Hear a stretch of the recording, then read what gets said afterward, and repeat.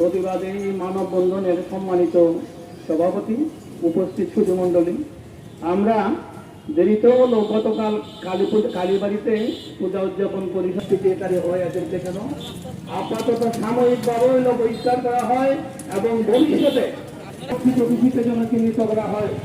আরেকটি কথা এখানে এসে সুদকুর, এই যে আমাদের সমাজে এটা কিন্তু আছে, এই জন্য গতকালকে আমরা আমাদের হবিগঞ্জের নির্বাচিত একটি মহোদয়ের কাছে আমরা দাবি জানিয়েছি যে আপনি হবিগঞ্জের সুদকুরদের একটি তালিকা করুন এবং এদের বিরুদ্ধে সুৎকার হতে হবে, নাইলে বাংলা জয় বঙ্গবন্ধু, বাংলাদেশ চিরজীবী হোক।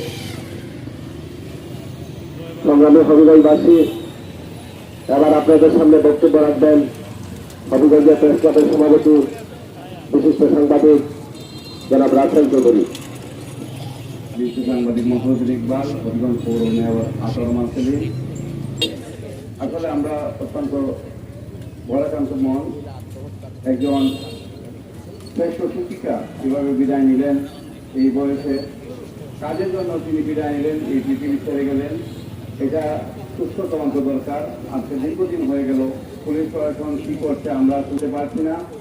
এইসব সুস্থর এবং যাদের কারণে আজকে এই হত্যাকাণ্ড, এই বিশিষ্ট শিক্ষিকার মারা গেলেন, এটা আসলে আমরা হবিগঞ্জবাসী হতবাক। এর সুস্থ তদন্ত হয়ে বিচার হওয়া প্রয়োজন, না হলে কিন্তু আরো এরকম ঘটনা ঘটবে।